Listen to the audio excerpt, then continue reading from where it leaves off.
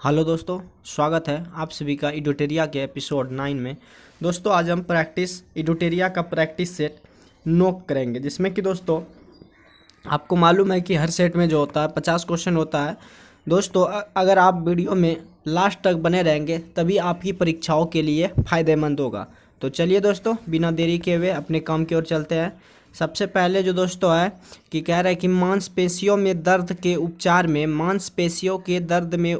में उपयोग किए जाने वाला विकिरण क्या है।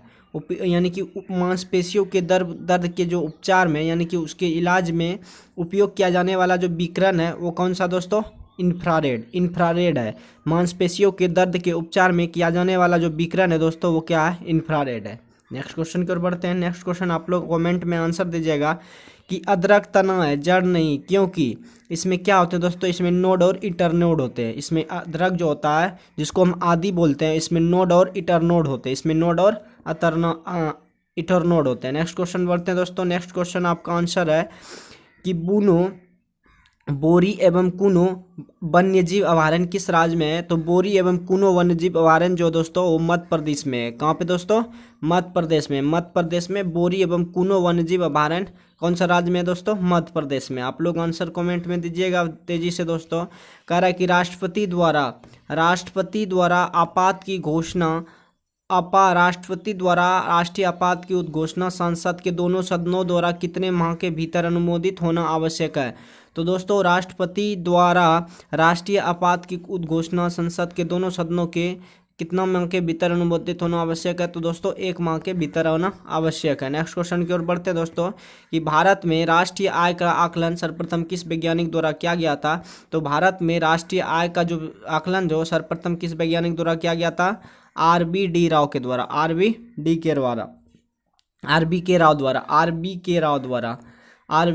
द्वारा किया गया था।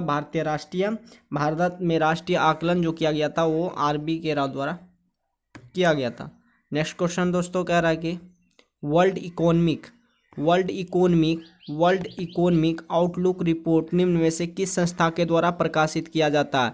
वर्ल्ड इकोनॉमिक आउटलुक रिपोर्ट निम्न में से किस संस्था के द्वारा प्रकाशित किया जाता है? तो दोस्तों आपका जो है अंतर्राष्ट्रीय मुद्रा कोष के द्वारा प्रकाशित किया जाता है। अंतर्राष्ट्रीय मुद्रा कोष के द्वारा प्रकाशित किया जाता है।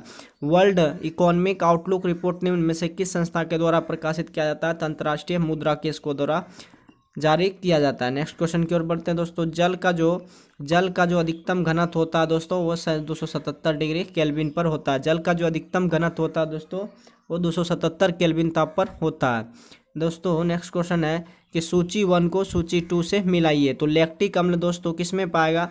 तो लैक्टिक अम्ल दोस्तों दूध में पाया जाता है। लैक्टिक अम्ल दूध में पाया जाता है। सिरका में एसिटिक अम्ल पाया जाता है। नींबू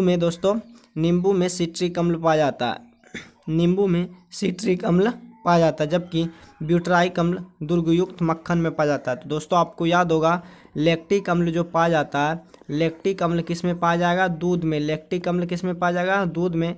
जबकि एसिटिक जो पाया जाएगा दोस्तों, एसिटिक अम्ल सिरका में पाया जाता है। एसिटिक अम्ल किस में दोस्तों? सिरका में। एसिटिक अम्ल किस में दोस्तों? सिरका में। और साइट्रिक अम्ल नींबू में। साइट्रिक अम्ल जो दोस्तों पाया जाता है उस किस में पाया जाता है? नींबू में। साइट्रिक अम्ल किस में पाया जाता है? नींबू में। जबकि ब्यूटायरिक अम्ल जो होता है दुर्गयुक्त मक्खन में पाया जाता है। दुर्गयुक्त मक्खन में जो होता है दोस्तों वो ब्यूटायरिक अम्ल पाया जाता है दोस्तों। नेक्स्ट क्वेश्चन की ओर बढ़ते हैं दोस्तों। नेक्स्ट क्वेश्चन आपके स्क्रीन पर, आप लोग कमेंट में आंसर दीजिए दोस्तों। कह रहा है कि निम्न में कौन सुमेलित है? यानी कि निम्नलिखित को सुमेलित कीजिए। निम्नलिखित को क्या कीजिए? सुमेलित कीजिए। तो दोस्तों अभिनव भारत संस्था जो है वो किसके द्वारा किया गया? बी.डी. सावरकर के द्वारा। अभिनव भारत संस्था बी.डी. सावरकर के द्वारा और अखिल भारतीय ट्रेड यूनियन एन.एम. जोशी के द्वारा और दोस्तों हिंदुस्तान रिपब्लिकेशन जो है चंद्रशेखर आज़ाद के द्वारा और नौजवान सभा जो दोस्तों भगत सिंह के द्वारा किया गया था। तो दोस्तों आपको याद हो गया होगा कि अभिनव भारत संस्था जो था बी.डी. सावरकर जी के द्वारा किया गया था और अखिल भारतीय ट्रेड यूनियन के जो यानी कि अखिल भारतीय ट्रेड यूनियन के जो थे वो कौन थे दोस्तों? NM जोशी थे। हिंदुस्तान सोशलिस्ट रिपब्लिकेशन दोस्तों जो आपका है चंद्रशेखर आज़ाद, जबकि नौसभान का जो अध्यक्ष होता है वो भगत सिंह होता है। नेक्स्ट क्वेश्चन की ओर बढ़ते हैं दोस्तों, आप लोग कमेंट में आंसर दीजिएगा। कह रहा है कि भंग भंग विरोधी आंदोलन का प्रारंभ किस तिथि से हुआ है? तो भंग भंग विरोधी आंदोलन का जो प्रारंभ हुआ था दोस्तों, कि भंग भंग विरोधी आंदोलन का प्रारंभ, तो आप लोगों का कमेंट में आंसर आ रहा है कि बी नंबर राइट है। तो दोस्तों आपका बी नंबर राइट हो जाएगा कि भंग भंग विरोधी आंदोलन जो हुआ था किस तिथि को हुआ था? 7 अगस्त 1905 को। 7 अगस्त 1905 को भंग भंग विरोधी आंदोलन का प्रारंभ हुआ था। नेक्स्ट क्वेश्चन की ओर बढ़ते हैं दोस्तों। नेक्स्ट क्वेश्चन जो है, निम्न में कौन सम्मिलित नहीं है? तो दोस्तों निम्नलिखित में कौन सम्मिलित नहीं है? तो नाहरगढ़ वन्यजीव अभयारण्य कर्नाटक में नहीं है, जबकि चंद्रप्रभा अभयारण्य जो है, चंद्रप्रभा वन्यजीव अभयारण्य उत्तर प्रदेश में है। जय संबंध वन्यजीव अभयारण्य राजस्थान में है, और वररा वन्यजीव अभयारण्य मध्य प्रदेश में है। तो दोस्तों नाहरगढ़ वन्यजीव अभयारण्य कर्नाटक में नहीं है। नेक्स्ट क्वेश्चन की ओर बढ़ते हैं दोस्तों। नेक्स्ट क्वेश्चन है कि संविधान के किस अनुच्छेद के तहत सर्वोच्च न्यायालय रिट जारी करता है? तो संविधान के किस अनुच्छेद के तहत सर्वोच्च न्यायालय रिट जारी करता है? तो अनुच्छेद 32 के तहत रिट जारी करता है।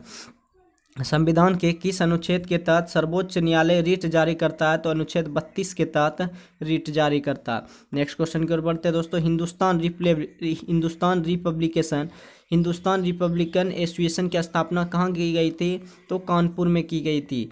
हिंदुस्तान रिपब्लिकन एसोसिएशन की स्थापना कहाँ हुई थी दोस्तों? वो कानपुर में हुई थी, जो कि आपका ऑप्शन नंबर 3 बिल्कुल सही है। नेक्स्ट क्वेश्चन की ओर बढ़ते हैं। कोहरा के समय दोस्तों जब कुआसा लगता है, कुआसा के समय हम लोग किस कारण नहीं देख पाते हैं? तो दोस्तों वो परिकर्णन के कारण हम लोग नहीं देख सकते हैं। कोहरा के समय जो हम लोग किस कारण नहीं देख पाते हैं? तो परिकर्णन के कारण दोस्तों हम लोग नहीं देख पाते हैं। नेक्स्ट क्वेश्चन की ओर बढ़ते हैं दोस्तों। कह रहा है कि निम्न में कौन सा नाइट्रोजन स्थिरीकरण करने वाला जीव नहीं है? तो दोस्तों निम्न में कौन सा नाइट्रोजन स्थिरीकरण करने वाला जीव नहीं है? तो वो माइकोराइजा जो है नाइट्रोजन स्थिरीकरण करने वाला जीव नहीं है। जबकि नॉन स्टॉक एनाबिया और एजोटोवेक्टर जो है ये नॉन स्टोन यानी कि नाइट्रोजन स्थिर करने वाला है दोस्तों। नेक्स्ट क्वेश्चन की ओर बढ़ते हैं दोस्तों। निम्नलिखित में कुछ सम्मिलित कीजिए। निम्नलिखित में कौन सम्मिलित नहीं है? तो इलाही शक संवत की शुरुआत 1582 में नहीं हुआ था। इलाही शक संवत की शुरुआत 1582 में नहीं हुआ था। जबकि दोस्तों जजिया कर की समाप्ति 1564 में हुआ था। जजिया कर की समाप्ति कब हुआ था दोस्तों? 1564 में। और मजहर की घोषणा 1579 में। और फतेहपुर सीकरी की स्थापना 1571 में। आपको याद करना होगा दोस्तों कि जजिया कर जो था वो कब समाप्त किया गया था? 1564 में। और मजहर की जो घोषणा हुआ था 1579 में। इलाही शक संवत की शुरुआत 1582 में। और फतेहपुर सीकरी की स्थापना 1581 में हुई थी। जबकि इलाही शक संवत की स्थापना 1582 में नहीं हुआ था। नेक्स्ट क्वेश्चन की बढ़ते हैं दोस्तों। नेक्स्ट क्वेश्चन आप लोग आंसर दीजिएगा। क्या रहा है कि निम्नलिखित में कौन सम्मिलित नहीं है? निम्नलिखित में कौन सम्मिलित नहीं है? तो ये था इधर दोस्तों शासक इंद्र यानी कि नरसिंह वर्मन प्रथम जो कांची का कैलाश मंदिर था इसने निर्माण नहीं किया था। नरसिंह वर्मन ने कांची का कैलाश मंदिर का निर्माण नहीं किया था। कांची का कैलाश मंदिर का निर्माण नरसिंह वर्मन ने नहीं किया था। जबकि बृहदेश्वर का मंदिर जो था दोस्तों, बृहदेश्वर का मंदिर वो राजराज प्रथम ने शासक था बनाने वाला। और नरसिंह वर्मन प्रथम जो था और रथ मंदिर का था। रथ मंदिर का दोस्तों कौन था? नरसिंह वर्मन प्रथम। एलोरा का प्रसाद मंदिर, एलोरा का कैलाश मंदिर जो था दोस्तों वो कृष्ण प्रथम के द्वारा बनाया गया था। आपको क्वेश्चन रहेगा कि एलोरा के कैलाश मंदिर का निर्माण किस शासकों के द्वारा किया गया था? तो दोस्तों कृष्ण प्रथम के द्वारा। जबकि रथ मंदिर का निर्माण किस शासकों के द्वारा किया गया था? नरसिंह वर्मन प्रथम के द्वारा। और बृहदेश्वर का मंदिर जो है राजराज प्रथम के द्वारा किया गया था। नेक्स्ट क्वेश्चन की ओर बढ़ते हैं दोस्तों। यदि किसी निश्चित समय में अवधि में मूल्य और मौद्रिक आय दोगुनी हो जाती है तो वास्तविक आय क्या होगी दोस्तों? आपका जो आंसर आया सी नंबर बिल्कुल सही है। यदि कोई समय निश्चित के लिए अवधि में मूल्य और मौद्रिक आय दोगुनी हो जाती है तो वास्तविक आय क्या होगी दोस्तों? अपरिवर्तित रहेगी। नेक्स्ट क्वेश्चन की ओर बढ़ते हैं।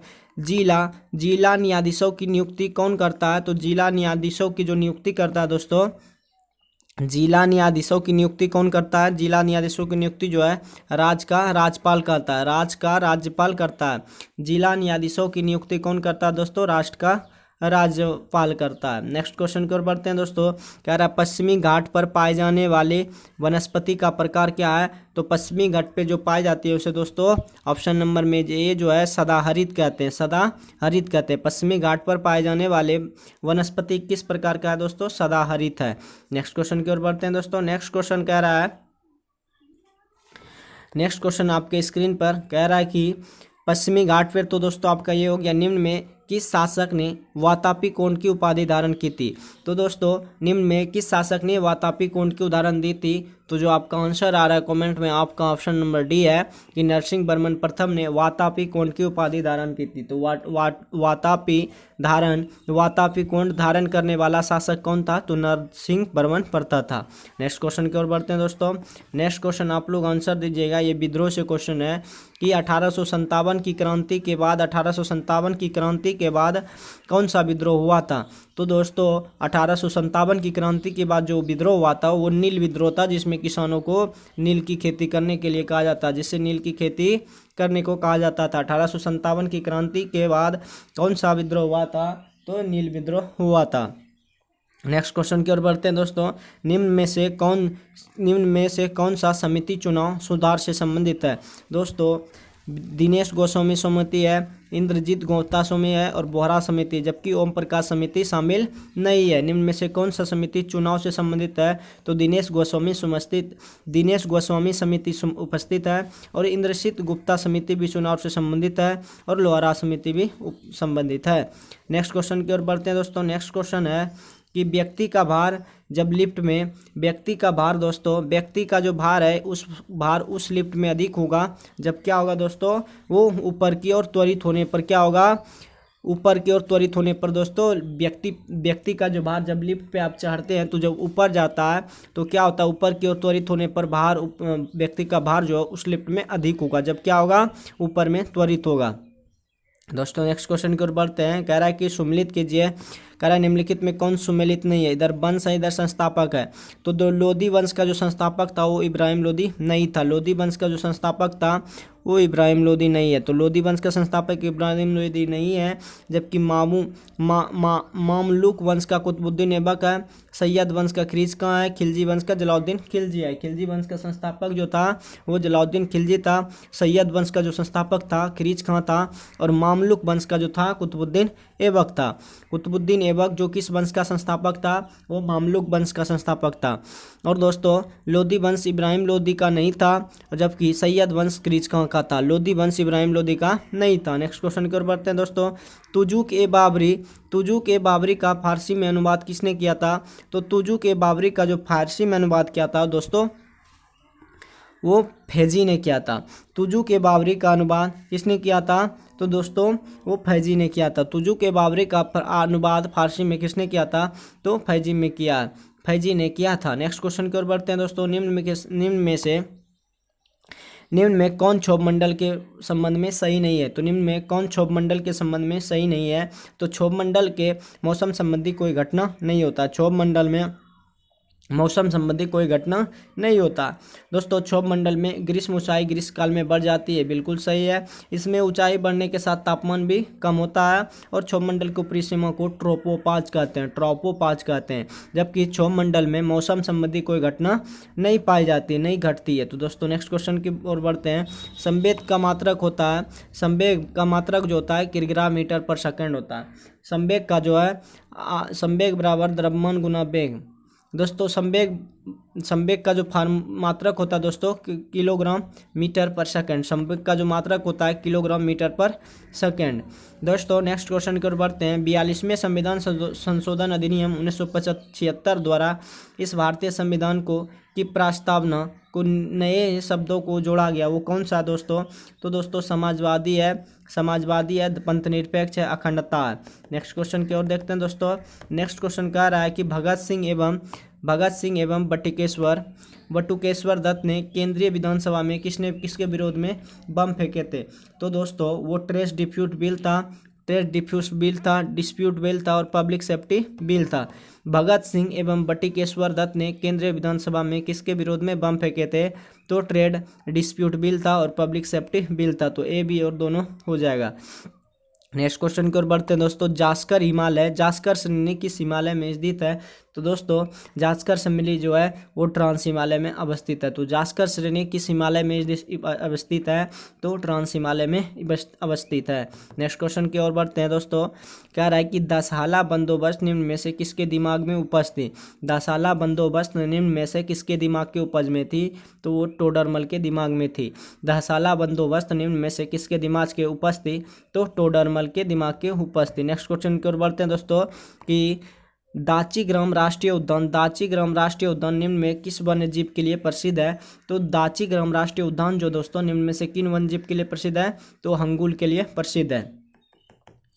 दाचीग्राम राष्ट्रीय उद्यान निम्न में से किस वन्य जीव के लिए प्रसिद्ध है? तो हंगुल के लिए प्रसिद्ध है। नेक्स्ट क्वेश्चन की ओर बढ़ते हैं। सभी प्रकार की सरकारी आय, सभी प्रकार की सरकारी आय का व्यय निम्न में से किस में पाए जाते हैं? किस में जाते हैं? सभी प्रकार की सरकारी आय तथा व्यय निम्न में से किस में होता है? भारतीय समेकित विधि में। भारतीय समेकित विधि में, भारतीय समेकित विधि में सभी प्रकार का जो सरकारी आय तथा व्यय होता है निम्न में से किस में पाए जाते हैं? तो भारतीय समेकित निधि में, भारतीय समेकित निधि में। नेक्स्ट क्वेश्चन की ओर बढ़ते हैं दोस्तों। नेक्स्ट क्वेश्चन आप लोग आंसर दीजिएगा। रक्त के वर्गीकरण का सिद्धांत किसने दिया था? तो रक्त के वर्गीकरण का सिद्धांत जो दिया था वो लैंडस्टीनर ने दिया था। रक्त के वर्गीकरण का जो सिद्धांत दिया था वो किसने दिया था? लैंडस्टीनर ने। रक्त के वर्गीकरण का सिद्धांत किसने दिया था? लैंडस्टीनर ने। कौन से दिया था दोस्तों? लैंडस्टीनर ने। और दोस्तों आप लोग आंसर दीजिएगा। कृषि प्रिज्म से गुजरने पर प्रकाश का कौन सा रंग सबसे अधिक परिवर्तित होती है? दोस्तों वो है बैंगनी। किसी प्रिज्म से गुजरने पर कौन से रंग की प्रकाश किरणें सबसे अधिक परिवर्तित होती है? तो दोस्तों आपका आंसर जो हो जाएगा बैंगनी हो जाएगा। नेक्स्ट क्वेश्चन की ओर बढ़ते हैं। कांग्रेस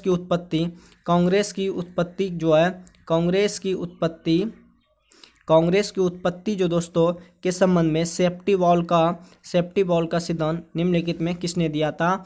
तो कांग्रेस की उत्पत्ति में सेफ्टी वॉल्व का जो सिद्धांत दिया था दोस्तों वो लाला लाजपत राय ने दिया था। कौन दिया था? लाला लाजपत राय में। कांग्रेस की उत्पत्ति के संबंध में सेफ्टी वॉल्व का जो सिद्धांत दिया था वो किसने दिया था? लाला लाजपत राय ने। नेक्स्ट क्वेश्चन की ओर बढ़ते हैं दोस्तों। नेक्स्ट क्वेश्चन कह रहा है कि पौधे के किस भाग में प्रकाश संश्लेषण होता है? तो पौधे के न्यूक्लियस भाग में प्रकाश संश्लेषण होता है। पौधे के किस भाग में प्रकाश संश्लेषण होता है? तो न्यूक्लियस में। पौधे के किस भाग में प्रकाश संश्लेषण होता है? तो न्यूक्लियस में। कौन सा दोस्तों? न्यूक्लियस में। नेक्स्ट क्वेश्चन की ओर बढ़ते हैं। भारत छोड़ो आंदोलन के दौरान स्थापित समांतर सरकारों में सबसे ज़्यादा समय तक रहने वाली सरकार किसकी थी? वो किसकी थी दोस्तों? सतारा की सरकार थी। भारत छोड़ो आंदोलन के दौरान समांतर सरकारों में सबसे ज़्यादा समय तक रहने वाली जो सरकार थी वो कौन थी दोस्तों? सतारा। दोस्तों आपको फिर से एक बार क्वेश्चन रिपीट करते हैं कि भारत छोड़ो आंदोलन के दौरान स्थापित समानांतर सरकारों में सबसे ज़्यादा जो लंबे समय तक रहने वाली सरकार थी वो कौन थी दोस्तों? सतारा थी।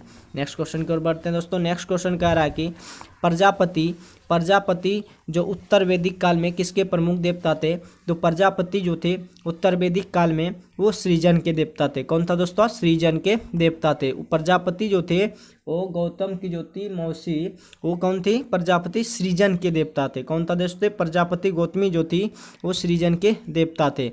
नेक्स्ट क्वेश्चन की ओर बढ़ते हैं दोस्तों। जैन धर्म के 5 महाव्रतों में निम्नलिखित कौन सा नहीं है? तो दोस्तों अहिंसा है, अस्तेय है और परिग्रह, लेकिन दोस्तों स्यादवाद नहीं है। दोस्तों जैन धर्म के 5 महाव्रतों में कौन नहीं है? तो दोस्तों स्यादवाद नहीं है। नेक्स्ट क्वेश्चन की ओर बढ़ते हैं। शेख सलीम चिश्ती किस शासक के समकालीन थे?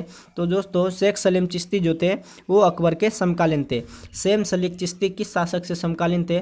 तो वो अकबर के समकालीन थे। नेक्स्ट क्वेश्चन की ओर बढ़ते हैं दोस्तों। बौद्ध धर्म के संघ संबंधी नियम तथा आचरण किस पुस्तक में संग्रहित है? तो दोस्तों विनय पिटक एक पुस्तक है, उसमें बौद्ध धर्म के संघ संबंधी नियम तथा आचरण का उल्लेख दिया है। किसमें दोस्तों? विनय पिटक में।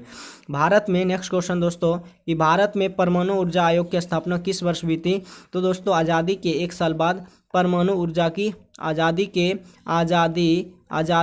1 साल बाद यानी कि 1948 में परमाणु ऊर्जा आयोग की स्थापना की गई थी। परमाणु आयोग ऊर्जा की स्थापना की गई थी। नेक्स्ट क्वेश्चन की ओर बढ़ते हैं दोस्तों। नेक्स्ट क्वेश्चन है निम्नलिखित में से तट की कितनी दूरी पारदर्शिक जल के रूप में जानी जाती है? तो दोस्तों निम्न में से तट से कितनी दूरी को प्रादेशिक जल के रूप में जाना जाती है? तो 12 समुद्री मील को प्रादेशिक जल के रूप में जाना जाता है। नेक्स्ट क्वेश्चन की ओर बढ़ते हैं दोस्तों। करा है वीरभूमि की समाधि स्थल किसका है? वीरभूमि जो है वो समाधि स्थल किसका है? तो दोस्तों वीरभूमि के नाम से राजीव गांधी को जाना जाता है। वीरभूमि के नाम से किस व्यक्ति को जाना जाता है? तो राजीव गांधी को जाना जाता है। नेक्स्ट क्वेश्चन की ओर बढ़ते हैं दोस्तों। नेक्स्ट क्वेश्चन कह रहा है निम्नलिखित में कौन सा श्रृंखला द्वितीयक रंगों की है? तो दोस्तों पहले पीकॉक, पीला, नीला, मैजेंटा। पीकॉक हो जाएगा दोस्तों, फिर पीला हो जाएगा, पीला, उसके बाद नीला, उसके बाद दोस्तों मैजेंटा होता है। ये द्वितीय रंग का रंगों का है, श्रृंखला द्वितीयक रंगों का है। पहले पीकॉक, पीला, लाल, नीला, मैजेंटा। नेक्स्ट क्वेश्चन की ओर बढ़ते हैं दोस्तों। नेक्स्ट क्वेश्चन आप लोग ध्यान दीजिएगा, आप लोग कमेंट कीजिएगा दोस्तों। नेक्स्ट क्वेश्चन जो है कि निम्न में से कौन कैथोड किरणों का गुण नहीं है? निम्न में से कौन कैथोड किरण का गुण नहीं है? तो इनकी जो विवेचना होती है दोस्तों वो उच्च नहीं होता, जबकि इसमें दिया है उच्च, इसीलिए ये ऑप्शन आपका गलती है, सही नहीं है। ये इसकी विवेदन क्षमता निम्न होनी चाहिए। नेक्स्ट क्वेश्चन की ओर बढ़ते हैं। राष्ट्रीय आपात की उद्घोषणा राष्ट्रपति कर सकता है कब?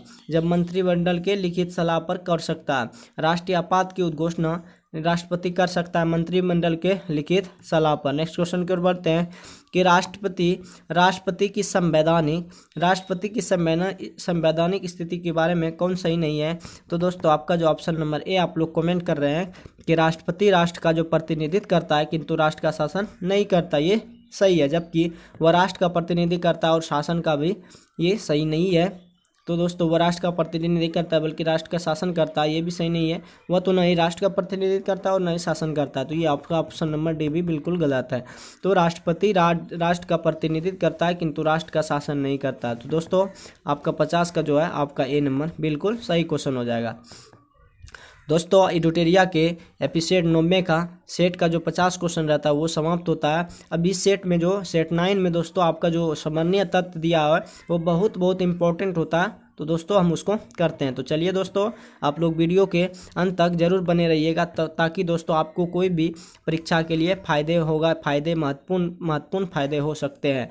तो चलिए दोस्तों समन्वय तत्व की ओर बढ़ते हैं। समन्वय तत्व कह रहा है कि दोस्तों गुप्त वंश का संस्थापक कौन था? श्री गुप्त था। गुप्त वंश का संस्थापक जो था वो श्री गुप्त था। गुप्त वंश का संस्थापक कौन था दोस्तों? श्री गुप्त था। और गुप्त वंश का महान सम्राट जो था चंद्रगुप्त प्रथम था। गुप्त वंश का जो महान सम्राट था कौन था दोस्तों? चंद्रगुप्त प्रथम था। इसने महाधिराज की उपाधि धारण की थी। चंद्रगुप्त मौर्य ने महाधिराज की उपाधि धारण की थी। चंद्रगुप्त मौर्य ने किसकी उपाधि धारण की थी? तो महाधिराज की उपाधि धारण की थी। इसे चंद्रगुप्त प्रथम को इसने गुप्त संवत की शुरुआत की थी। किसने दोस्तों? चंद्रगुप्त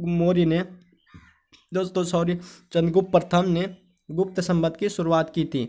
और चंद्रगुप्त प्रथम का जो उत्तराधिकारी हुआ दोस्तों वो समुद्रगुप्त हुआ। चंद्रगुप्त का जो प्रथम अधिकारी हुआ दोस्तों वो समुद्रगुप्त हुआ। चंद्रगुप्त का प्रथम अधिकारी जो हुआ चंद्रगुप्त हुआ। और इसे भारत का नेपोलियन भी कहा जाता है। भारत का नेपोलियन तथा कविराज भी कहा जाता है। किसको दोस्तों? भारत का नेपोलियन तथा कविराज भी किसे कहा जाता है? समुद्रगुप्त को कहा जाता है। इसे परम भागवत भी उपाधि धारण थी। समुद्रगुप्त को परम भागवत की उपाधि भी धारण की थी।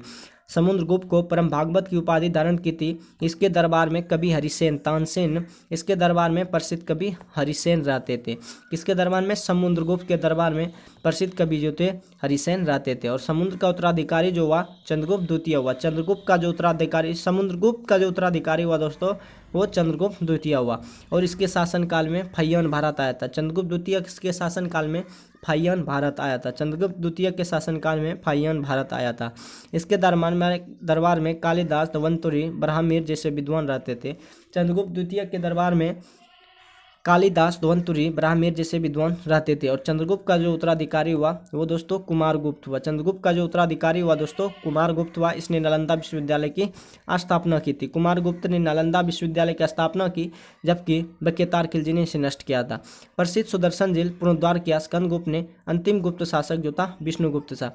दोस्तों आपको सबसे पहले दोस्तों पहले दोस्तों गुप्त वंश का वैसे चंद्रगुप्त आया, चंद्रगुप्त आने के बाद दोस्तों समुद्रगुप्त आया, चंद्रगुप्त के बाद समुद्रगुप्त आया, समुद्रगुप्त के बाद चंद्रगुप्त द्वितीय आया, चंद्रगुप्त द्वितीय आया, उसके बाद दोस्तों कुमारगुप्त आया। पहला जो शासन था वो चंद्रगुप्त का था, उसके बाद समुद्रगुप्त का, उसके बाद चंद्रगुप्त द्वितीय का, उसके बाद कुमारगुप्त का। दोस्तों एडुटेरिया के 9वें एपिसोड का जो समरणीय तथ्य समाप्त होता है।